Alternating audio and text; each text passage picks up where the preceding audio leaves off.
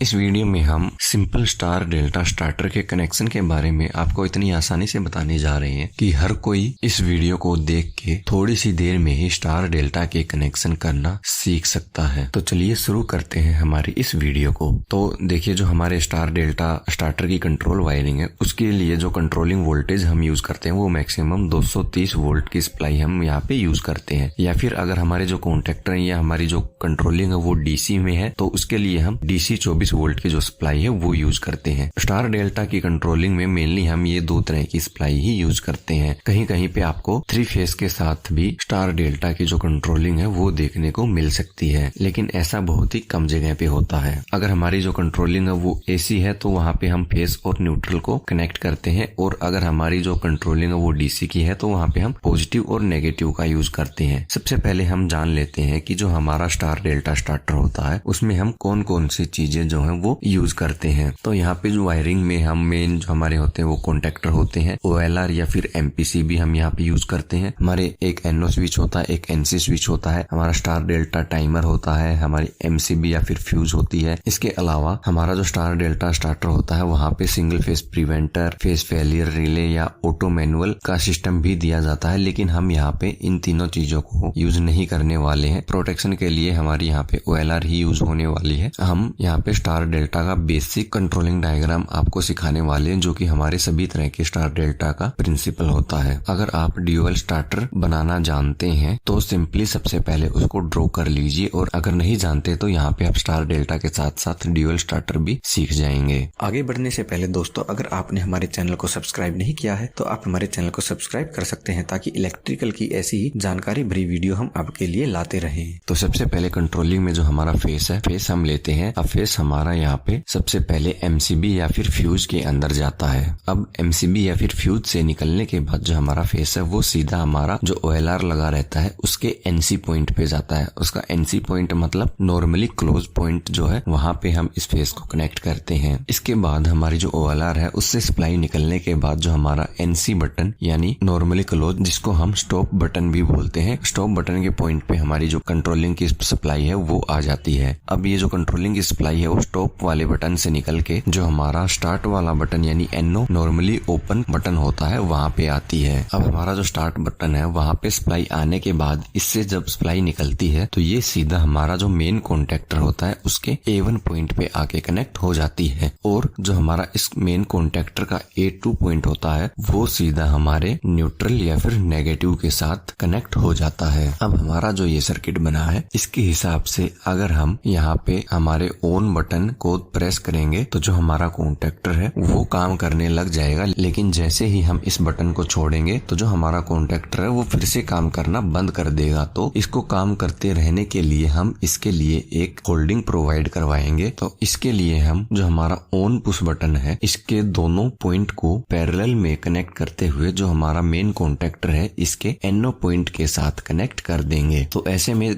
देखिए क्या होगा, जब हम इस बटन को प्रेस करेंगे तो जो हमारा कॉन्टेक्टर है वो चालू हो जाएगा, और कॉन्टेक्टर का जो एनओ पॉइंट था वो एनसी में बदल जाएगा। यानी कि अब हमारा जो स्टार्ट वाला पुश बटन है इसको अगर हम छोड़ भी देते हैं तो सीधा जो कॉन्टेक्टर का एनओ जो हमने कनेक्ट किया था वो एनसी बनने के कारण कॉन्टेक्टर को सीधा अब यहाँ से पावर मिलनी स्टार्ट हो चुकी है। तो ऐसे में हमारा जो कॉन्टेक्टर है वो लगातार काम करता रहेगा। अब ये हमारा सिंपल ड्यूअल स्टार्टर बन चुका है। अब आगे चलते हैं, इसको हम स्टार डेल्टा स्टार्टर में कैसे बदलते हैं वो देखते हैं। जो हमारा स्टार डेल्टा स्टार्टर होता है उसमें हमें 2 कॉन्टेक्टर की और जरूरत पड़ती है, जिनमें से एक कॉन्टेक्टर को हम स्टार कॉन्टेक्टर कहते हैं और दूसरे को डेल्टा कॉन्टेक्टर कहते हैं। और कॉन्टेक्टर से पहले हमें इस सर्किट में एक टाइमर कनेक्ट करना पड़ता है, जो कि हमारा नॉर्मली स्टार डेल्टा टाइमर होता है। तो अब टाइमर को कनेक्ट करने के लिए हमें टाइमर के A1 और A2 पे सप्लाई देनी होगी। अब जो हमारा स्टार्ट बटन का दूसरे वाला पॉइंट है इससे हम पावर सप्लाई उठा के सीधा हमारे टाइमर के A1 पॉइंट पे कनेक्ट कर देंगे, और जो हमारा टाइमर का A2 पॉइंट है उसको हम न्यूट्रल से कनेक्ट कर देते हैं। अब यहाँ पे हमने जो ये टाइमर कनेक्ट किया है इस पे हम स्टार और डेल्टा दोनों को ही NO पॉइंट के ऊपर कनेक्ट करते हैं, यानी नॉर्मली ओपन, और जो हमारा टाइमर होता है वो इन दोनों पॉइंट को हमारे स्टार और डेल्टा कॉन्टेक्टर के अनुसार NC पॉइंट में चेंज करके हमारे जो कॉन्टेक्टर हैं उनको एक्टिवेट करता है। पहले ये जो स्टार वाला NO पॉइंट है उसको NC में चेंज करेगा, जिससे हमारा स्टार वाला कॉन्टैक्टर है वो चालू हो जाएगा। और उसके बाद कुछ सेकंड बाद जो कि इसकी सेटिंग है वो पूरे होने के बाद ये स्टार का जो NC बना था उसको वापस से NO कर देगा और जो हमारा डेल्टा का NO है उसको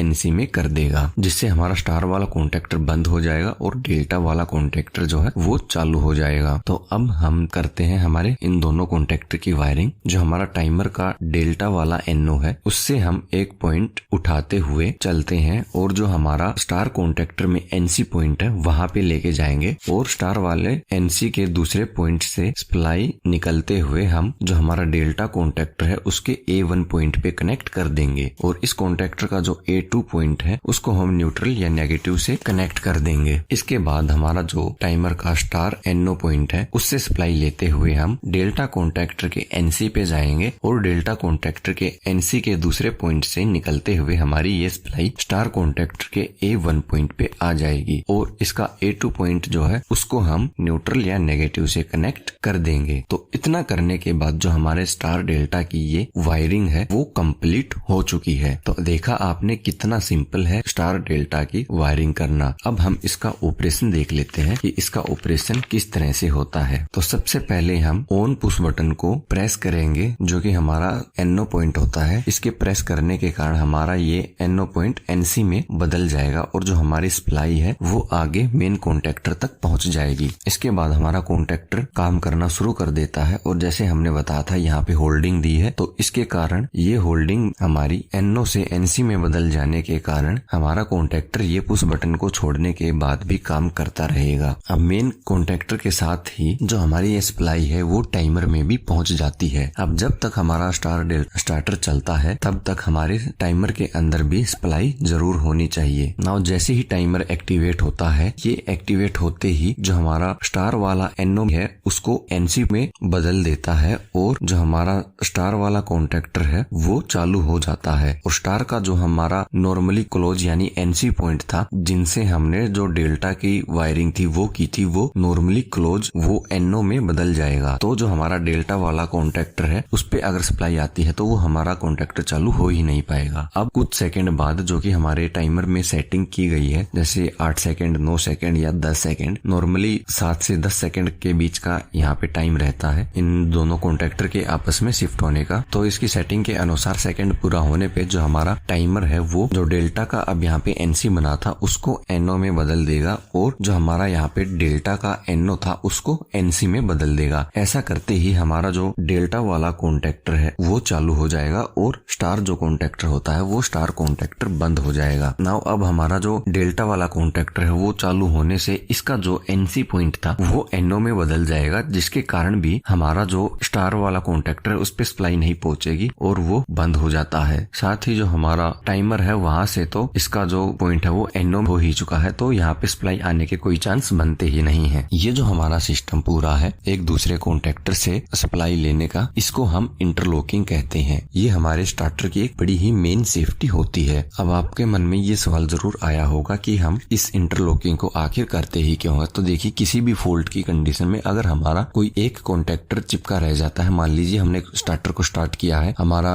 स्टार वाला कॉन्टैक्टर चालू हो गया है और उसके कुछ सेकंड बाद जब हमारा जो टाइमर है वो डेल्टा कॉन्टैक्टर को चालू करता है, ऐसी कंडीशन में अगर स्टार वाले कॉन्टैक्टर में कोई भी फॉल्ट हुआ तो वो चिपका रह सकता है, जिसके कारण अगर हमने इंटरलॉकिंग नहीं की है तो हमारा स्टार कॉन्टैक्टर तो चिपके रहने के कारण ऑन हो ही गया है और टाइमर हमारे डेल्टा वाले कॉन्टैक्टर को भी ऑन कर देता है। तो ऐसी कंडीशन में हमारे जो तीनों स्टार्टर है वो ऑन हो जाते हैं। तो इस केस में तीनों कॉन्टैक्टर ऑन होने से बहुत ही बड़ा शॉर्ट सर्किट हो सकता है, जिसके कारण हमारा पूरा सिस्टम ही खराब हो जाएगा। तो इसी कारण से ही हमारे जो ये स्टार्टर होते हैं, ये कॉन्टैक्टर होते हैं, इनको एक दूसरे के साथ इंटरलॉक किया जाता है ताकि हमारा एक कॉन्टैक्टर अगर ऑन है तो ऐसे केस में दूसरा कॉन्टैक्टर ऑन ना होने पाए। इसके अलावा अगर आप स्टार डेल्टा स्टार्टर में जो हम इंडिकेशन लैंप यूज करते हैं उनकी वायरिंग कैसे की जाती है इसके बारे में जानना चाहते हैं तो आप हमें नीचे कमेंट में बता सकते हैं। वीडियो पसंद आई हो तो आप हमारी वीडियो को लाइक कर सकते हैं, हमें सब्सक्राइब कर सकते हैं। इसके अलावा इलेक्ट्रिकल की और जानकारी के लिए आप हमारी ये लेफ्ट वाली और राइट वाली दोनों वीडियो देख सकते हैं।